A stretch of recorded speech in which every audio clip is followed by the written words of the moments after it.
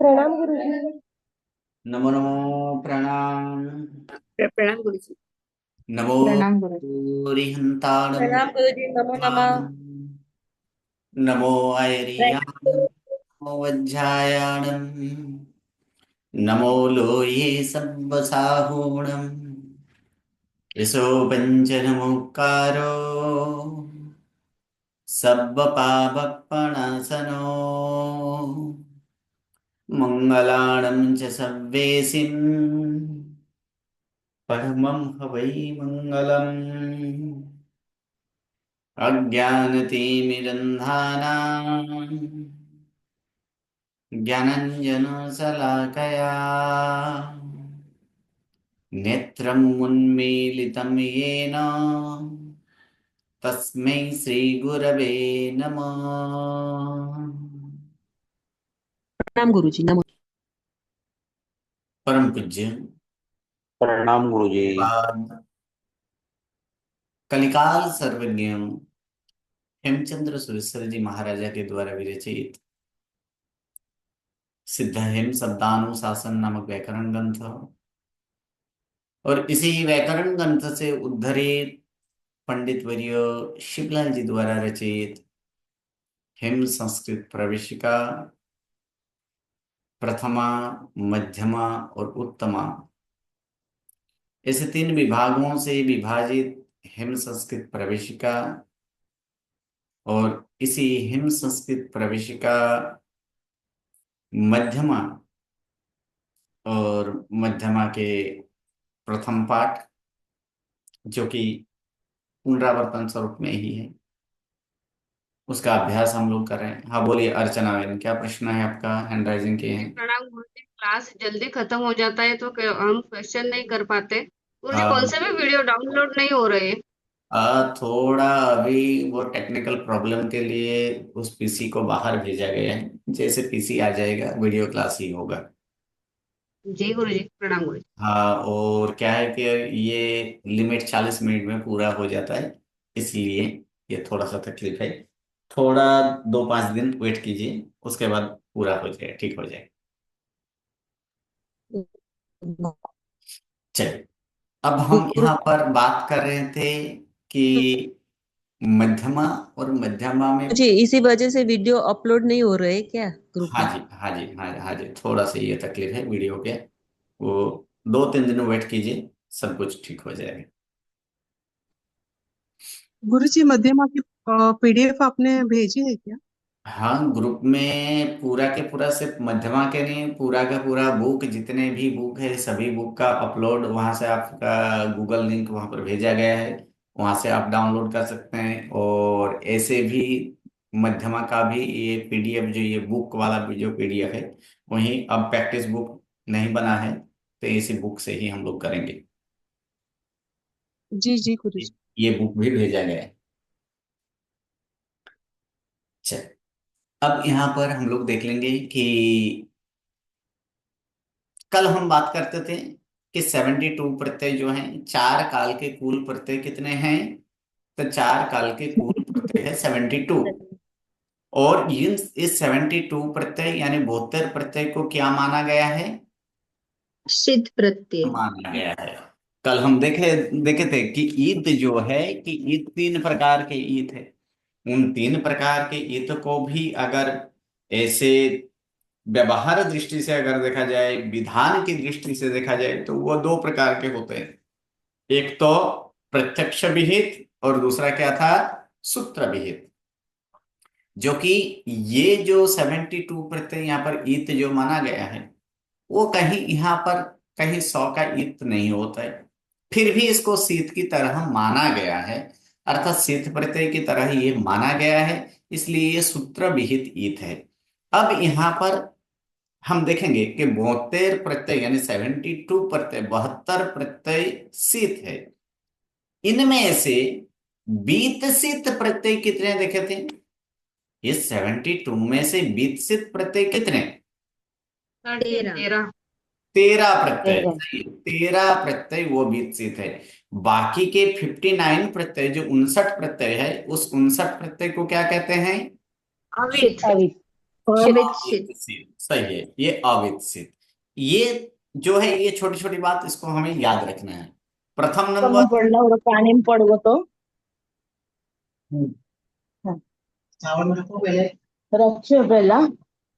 ये 15-16 म्यूट कर। हाँ, यहाँ पर हम लोग देखे थे कि ये 72 प्रत्यय जो है कि वो 72 प्रत्यय, वो क्या है कि इन 72 प्रत्यय को शीत माना गया है, और इन 72 प्रत्यय में 13 प्रत्यय वित्सित है, और 59 प्रत्यय क्या है, 59 प्रत्यय ये अविच्छिन्न। अब यहाँ पर हम प्रत्यय की बात कर लेते हैं। तो चारों चार गण के जो प्रत्यय है, वो चारों चार गण के प्रत्यय की हम लोग बात कर लेते हैं, किस प्रकार का प्रत्यय है।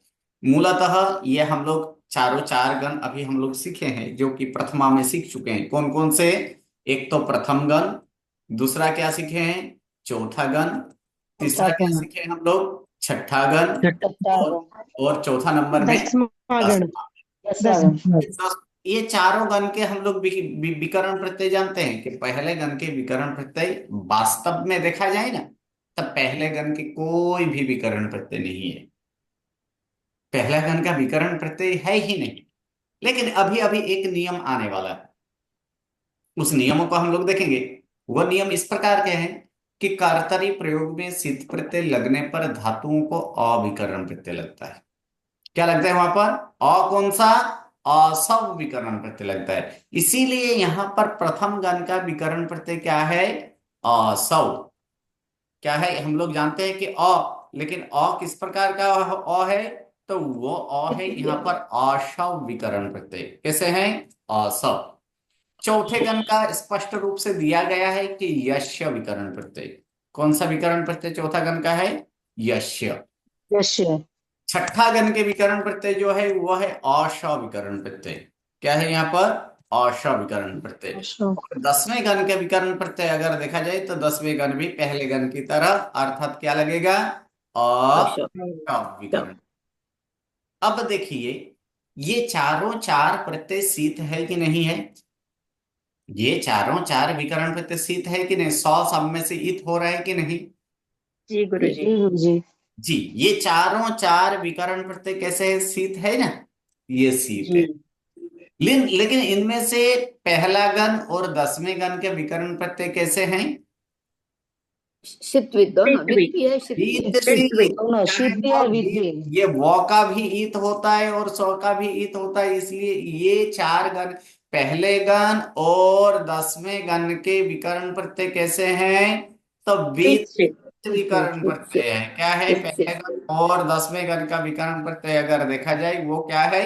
वित्सित है। जबकि चौथे गण और छठे गण के विकर्ण प्रत्यय वित्सित नहीं है। वो कैसे हैं? जो वित्त ना हो उसे क्या कहा जाएगा? अवित कहा जाएगा। तो ये दो गण के विकर्ण प्रत्यय कैसे हैं? चौथे गण और छठे गण के विकर्ण प्रत्यय अवित। ठीक है। अब तक हम लोग देखे थे वहां पर कि गुण के लिए, अब हम यहां पर देखेंगे गुण जो है, गुण किस कारण होता है। तब प्रथम नंबर हम लोग देखे थे कि प्रथमा में क्या देखे थे? तब प्रथमा में ये देखे गए थे कि विकर्ण प्रत्यय विकर्ण प्रत्यय लगने पर धातु के उपांत्य ह्रस्व या दीर्घ नामी स्वर की क्या होता है? ह्रस्व नामी स्वर का, उपांत्य ह्रस्व नामी स्वर का गुण होता है, और अंत्य ह्रस्व या दीर्घ नामी स्वर का गुण होता है। हम लोग देखे थे विकर्ण प्रत्यय लगने पर। कौन सा? अविकर्ण प्रत्यय लगने पर वहां पर दिखा गया था। अब क्यों होता है? तो इसके लिए अब गुण का नियम क्या है कि गुण कब होता है, गुण कब करे। ठीक है। तो गुण करने के लिए यहां पर एक ही नियम है कि कीत गीत सिवाय के प्रत्यय। कौन से प्रत्यय? कीत अथवा गीत। यानी कीत गीत सिवाय के प्रत्यय पर, यानी सिवाय के प्रत्यय पर गुण होता है। ये गुण का नियम है, इसको याद रख लीजिएगा। गुण कब करना है? जब कित गित सिवाय के प्रत्यय कित गित को छोड़कर कोई भी प्रत्यय हो तब क्या करना होता है, गुण करना होता है। अब यहां पर एक नियम है कि बीत सिवाय के शीत प्रत्यय गीत की तरह जानना है।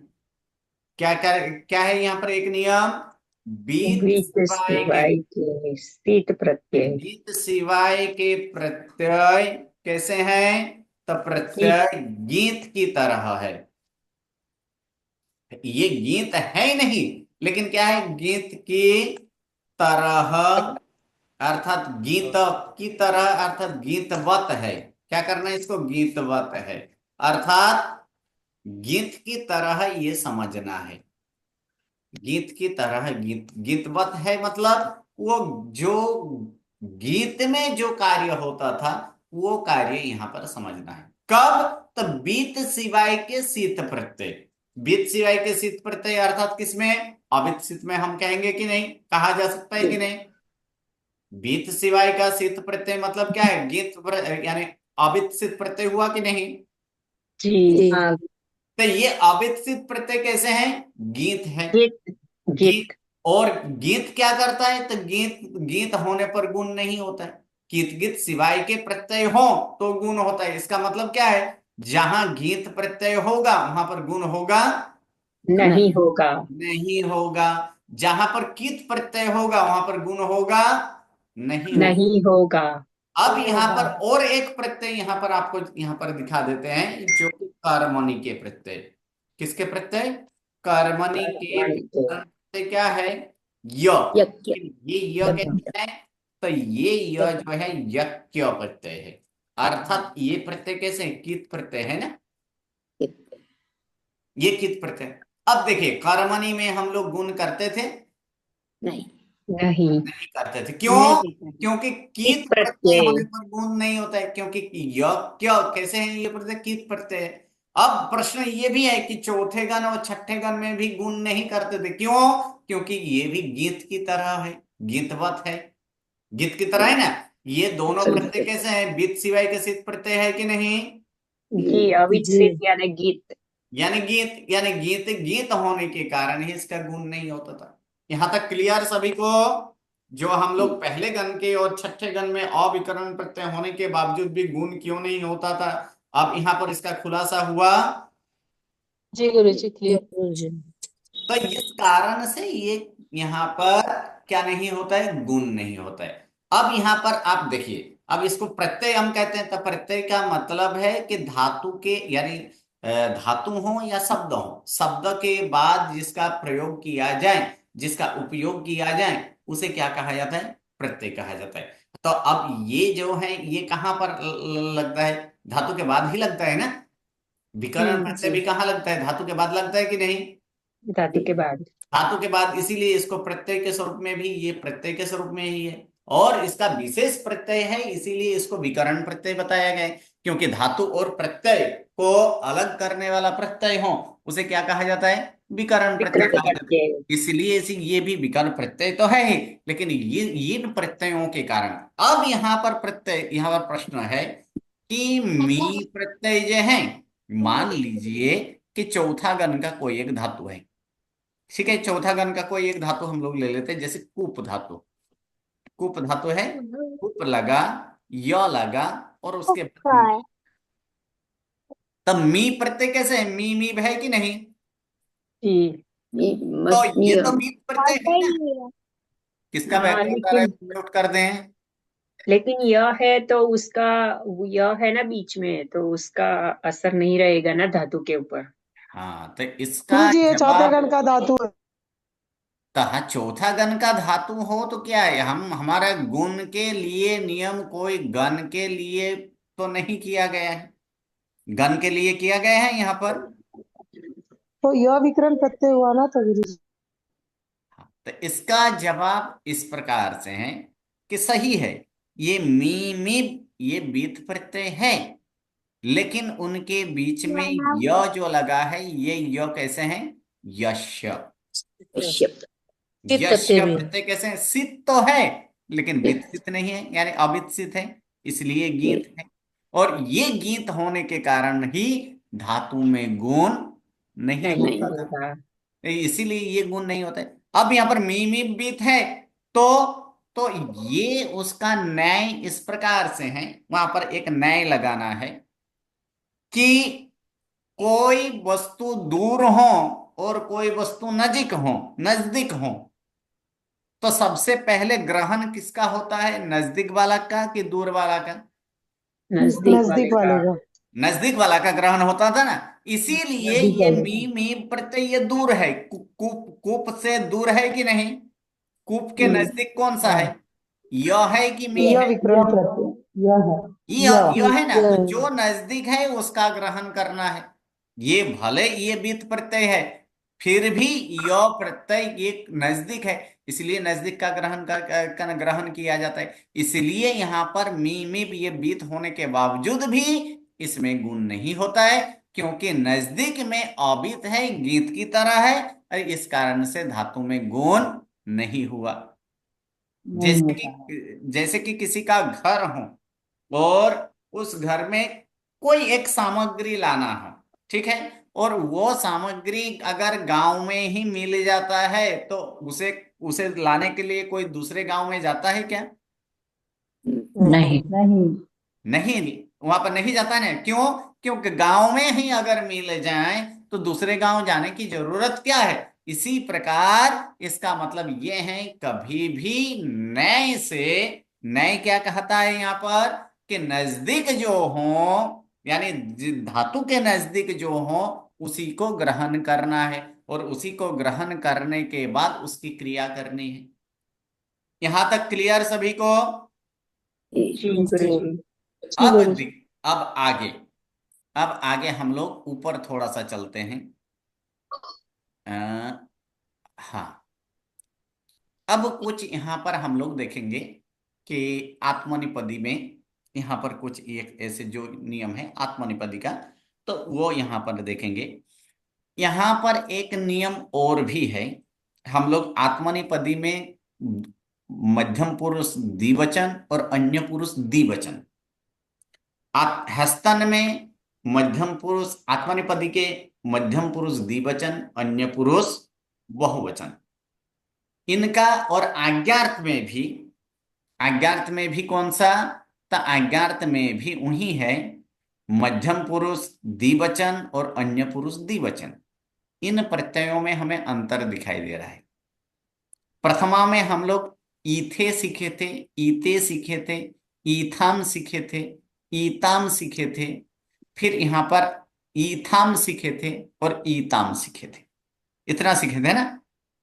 जी। तो सबसे पहले यहां पर कहा गया है कि एक नियम है, और वो नियम इस प्रकार से है कि अ के बाद आताम, आताम आथम और आथे आते, आथे और क्या है, आते का, आ का किसका करना है, आथम आतम आथम आथे का, आ का ई होता है। क्या है, औ के बाद रहे आतम आते या तो आथम आथे, इसी को हम लोग इस प्रकार से ले लिया, आतम आथम आथे आते जो है, इसका आ का, किसका, तो यहां पर रहा हुआ आतम में आ है, आथम में आ है कि नहीं, है, आथे में आ है जी। है, आते में आ है। जी। अगर औ के बाद ये आए तो इस आथम आथम आथे आतम आते का आ का ह्रस्व ई हो जाता है। अब देखिए, कोई भी एक हम लोग यहां पर ले लेते हैं, बंद धातु लेते हैं। बंद धातु का मध्यम पुरुष एक वचन में क्या, मध्यम पुरुष द्विवचन में क्या रूप होता है, बंदे। बंदे थे। बंदे। ठीक है, उस समय हम प्रथमा के अनुसार इस प्रकार से किए थे कि बंद प्लस अ प्लस ई थे, ऐसे किए थे ना। जी। लेकिन यहाँ तो इथे प्रत्यय नहीं है। अब यहाँ का प्रत्यय के अनुसार होता है कि नहीं वो देख लेते हैं। बंद प्लस अ प्लस यहाँ पर प्रत्यय क्या है, आथे प्रत्यय है, आथे। अब नियम अनुसार देखिए, अ के बाद आथे आ आया है कि नहीं। आया है। अ के बाद आथे का आ का क्या होगा, ई थे। ई होगा। तो देख लीजिए बंद प्लस अ प्लस ई थे हो जाएगा कि नहीं। और अब अ हो वर्ण जाएगा। और ई वर्ण दोनों मिलकर क्या होगा, ए ए होगा, ये यानी बंदे थे हुआ। ये मूल प्रत्यय है। आथे प्रत्यय मूल है, आते प्रत्यय मूल है, आथाम मूल है, आताम मूल है। तो ये क्या हुआ, अ के बाद आ अगर हो, इस चार प्रत्ययों का आ का ई होता है, ये एक नियम है। तो फिर प्रश्न है कि प्रथमा में ऐसे क्यों नहीं जनाया गया। ओके। ये प्रथमा में जो है कि प्रथमा में ये क्यों नहीं जनाया गया, क्योंकि हम पहले ही बता चुके हैं कि चार गण कौन से, प्रथम, षष्ठम, एक पहला गण, चौथा गण, छठा गण और दसवां गण। इस गण के विकर्ण प्रत्यय कैसे हैं, विकर्ण प्रत्यय कैसे हैं, विकर्ण प्रत्यय अकारांत या लेने वाला है। अकारांत है, कैसे हैं? अकारांत। तो अकारांत है कि नहीं। जी ये चार प्रत्यय अकारांत, ये चार गण के विकर्ण प्रत्यय अकारांत है। तो अ के बाद आता माथे आथा माथे आने वाला ही था, इसलिए अ का डायरेक्ट वहां पर ई कर दिया था। कहां पर, प्रथमा में। ठीक है, वहां डायरेक्ट बताया गया था। लेकिन अब इसका यहां पर खुलासा हुआ है कि है तो आथे लेकिन होता था ई थे।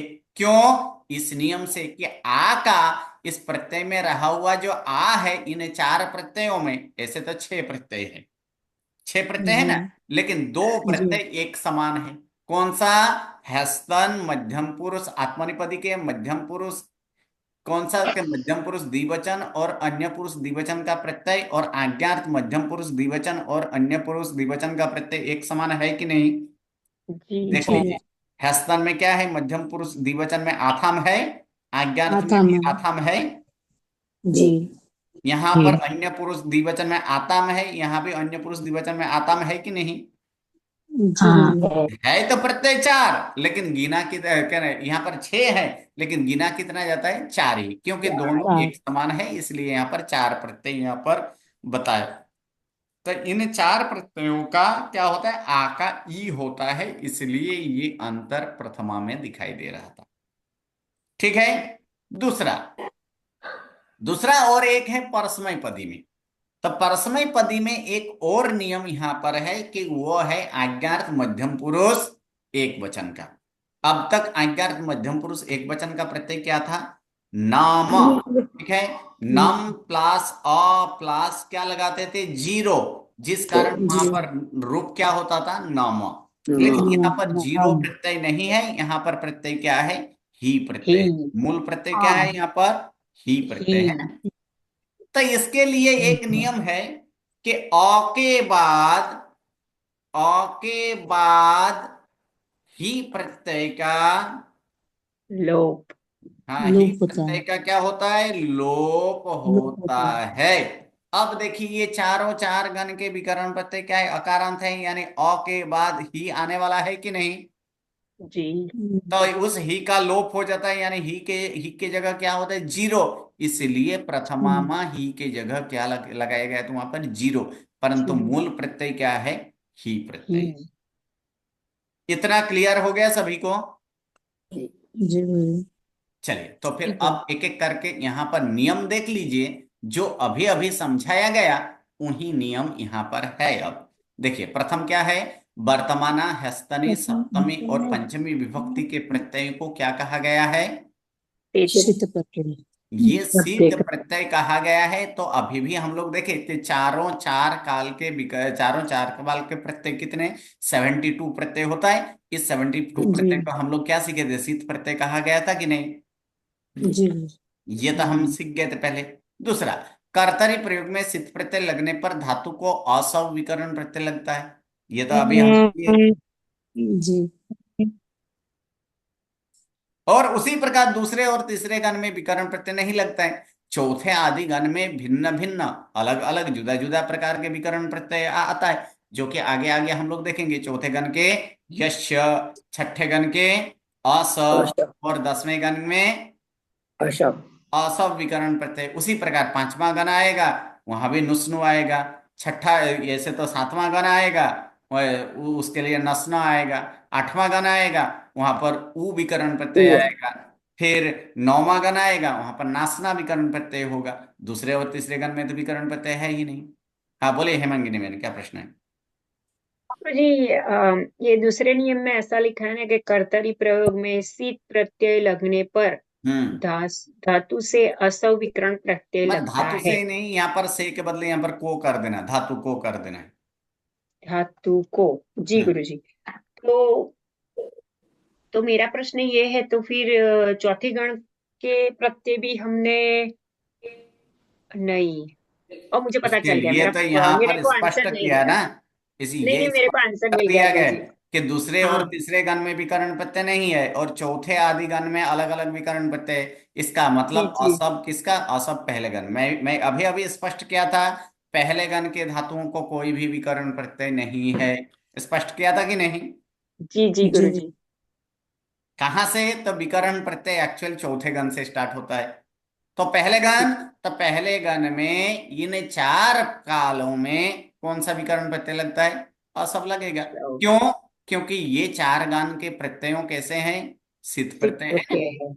और ये कर्तरी प्रयोग है, इसीलिए वहां पर असब लगाया गया है। जी अब दूसरा एक प्रश्न कि शीत प्रत्यय कहा गया है, इसीलिए वर्तमान कृदंत में हम लोग विकर्ण प्रत्यय लगाते थे। बाकी कोई कृदंत में विकर्ण प्रत्यय लगाए हैं? नहीं। हितवर्त में कोई विकर्ण प्रत्यय लगता था? नहीं। नहीं, हितवर्त में नहीं लगता था। विद्यार्थ ऐसे अगर देखा जाए, उसके बाद संबंधक भूतकुदंत में नहीं, नहीं लगा भूतकुदंत में नहीं, नहीं लगा। नहीं। विद्यार्थ कुदंत में नहीं। नहीं नहीं। लगा। तो किस में लगता था? सिर्फ वर्तमान वर्तमान कृदंत। कुदंत में। क्यों? क्योंकि वर्तमान कुदंत के प्रत्यय शीत है।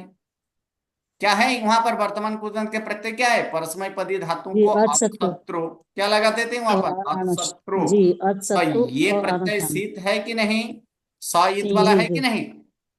जी जी ये शीत प्रत्यय। दूसरा, आत्मनेपदी में आन आनस, क्या है वहां पर? आन आनस। आनस। तो ये प्रत्यय भी शीत है कि नहीं? जी शीत प्रत्यय, इसीलिए वहां पर विकर्ण प्रत्यय लगता था। ये यानी वहां पर असव विकर्ण प्रत्यय, अर्थात ये पहला गण का है इसलिए असव। चौथे आदि गण में अलग अलग विकर्ण प्रत्यय वहां लगाया जाता था। इसका मतलब कि शीत प्रत्यय में ही विकर्ण प्रत्यय लगते हैं, बाकी कहीं विकर्ण प्रत्यय नहीं लगता है।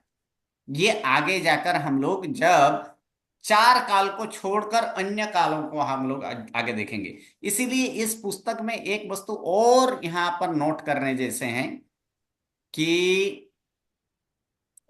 ये प्रथम पंक्तियां जो है, क्या है यहाँ पर? क्या लिखा है? गौण गण कार्य कार्य कार्य विशिष्ट विशिष्ट विभक्तियां, विभक्ति। अर्थात जिसमें गण कार्य हो, इन चार गणों में ये शीत प्रत्यय है, इसलिए इसमें विभक्ति यानी विकर्ण प्रत्यय लगता है। बाकी में गण की कारण वहां पर विकर्ण प्रत्यय लगने वाला नहीं है, क्योंकि बाकी के चार छह कालों के प्रत्यय को शीत नहीं, वह असित होगा। जो जैसे जो बीत ना हो उसे क्या कहा जाता है? अबित। उसी प्रकार जो शीत ना हो उसे क्या कहा जाएगा? अशित। असित। और विकर्ण प्रत्यय कहाँ लगता है? तो प्रथम नियम को याद कीजिए, दूसरा नियम को, कर्तरी प्रयोग में शीत प्रत्यय लगने पर। क्लियर यहां तक? चलिए, अभी अभी हम लोग इस नियम को भी देख लिए। अ के बाद रहे आतम आते, और आथम आते का आ का ई होता है। अभी देखे थे ना? जी उसके बाद अ के बाद रहे हुए सप्तमी विद्यार्थ में, हाँ और एक रह गया यहाँ पर जो, और वो क्या रह गया, तो इस नियम को एक देख लीजिए। अ के बाद रहे हुए सप्तमी विद्यार्थ का प्रत्यय का या का ई होता है, और याम, याम प्रत्यय कहाँ है, उत्तम पुरुष एक वचन में याम है ना। जी। मूल प्रत्यय देखिए, मूल प्रत्यय क्या है यहाँ पर, मूल प्रत्यय को याद कीजिए। देखिए यम। विद्यार्थ में मूल प्रत्यय क्या है, याम, याव, याम, यास, यातम, यात, यात, यातम, ईउस, इस प्रकार का है ना। तो इसमें क्या बोला है, अ के बाद या, इसमें सप्तमी, अर्थात ये सप्तमी का मतलब होता है विद्यार्थ। तो विद्यार्थ में रहा हुआ या का यहाँ पर क्या हो जाता है, ई हो जाता है। परंतु ये उत्तम पुरुष एक वचन और अन्य पुरुष बहुवचन, इनमें थोड़ा सा अलग होता है। इनमें याम की जगह यम होता है, और यूस की जगह क्या होता है, ईउस होता यूज। है। इसी कारण से ये अ के बाद रहे हुए बाकी सब में 9 प्रत्ययों में से 7 प्रत्ययों में अ के बाद या हो तो इस या का क्या हो जाता है, ई हो जाता है। परंतु दो ई। प्रत्यय ऐसे हैं, उत्तम पुरुष एक वचन और अन्य पुरुष बहुवचन, जिसमें ईयम और ईयूस होता है। ठीक है, ये नियम भी हम लोग सीख चुके हैं कि अ प्रत्यय के बाद रहे हुए ही का लोप होता है। जो अभी हम लोग देखे थे, न म हम लोग किए थे ना, वो ही तो होता है। अब ये नियम भी सिखाया गया, बीत सिवाय के सिद्ध प्रत्यय कैसे हैं, गीत एक। समझना चाहिए, अर्थात गीतवत होता है, गीत की तरह होता है, अर्थात गीतवत अर्थात गीत का जो कार्य है वो कार्य यहाँ होता है। तो गीत का कार्य क्या, तो वो भी ये नियम भी सिखा दिए कि गीत गीत सिवाय के प्रत्यय पर धातु के अंत्य, अत्य नहीं, इसको क्या करना है, अंत्य ह्रस्व या दीर्घनामी स्वर का गुण होता है, और उपांत्य में ह्रस्वनामी स्वर का गुण होता है। यहां तक हम लोग समझा दिए हैं, जो कि पहला प्रथमा में भी सीख चुके हैं। क्लियर यहां तक सभी को, कि कोई प्रश्न है यहां तक में। सिर्फ जितना पॉइंट सिखाए हैं उतना पॉइंट ही जो पहले सिखाए गए, और उसके बाद सारे नियम अभी जो सिखाए थे उसी नियम को यहाँ पर दर्शाया गया है। क्लियर यहां तक सभी को, कि कोई डाउट है किसी को। अगर क्लियर हो चुका है तो फिर आगे बढ़ूं। जी गुरुजी। गुरुजी, हाँ जी। सप्तमी विद्वर्ष विद्यर्थ, लास्ट में अभी जो आपने कहा सप्तमी विद्यर्थ के सारे या का ई होता है, तो नौ के नौ, नौ जो है याम, याव, याम, याम, या सॉरी, प्रथम पुरुष एक वचन याम, द्विवचन याव અને बहुवचन याम, तो उन सभी के अंदर ई लगेगा ना। इसमें क्या बोला गया, अभी अभी मैं समझाया, 9 प्रत्ययों में 7 प्रत्यय का, 9 हाँ, प्रत्यय तो में कौन से 7 दो में, प्रत्यय, वो मुझे नहीं, हाँ, कौन इनमें से दो में नहीं लगेगा। कौन सा दो, वो तो 3 बार बोला, चलिए चौथा बार मैं बोल देता हूं। याम प्रत्यय एक, यहाँ एक, और ई उस जो है, इन दोनों को छोड़कर बाकी सब में रहा हुआ 7 प्रत्यय आया। Yes yes. इन सभी में जो इस या जो है, इस या का ई कर देना है सभी जगह पे। ओके। देखिए 7 जगह हो गए, इन 7 जगह पे या करना है। लेकिन ईयाम में, तो ईयाम में क्या होता है, ई, यहाँ पर क्या हो जाता ई है करना ईयाम है। में, तो ईयाम के लिए यहाँ पर क्या बोला गया, ईयम होता है, और यम ईउस की जगह यम ईउस होता है। यूज होगा। ओके। क्लियर, और किसी को कोई यस प्रश्न। यस।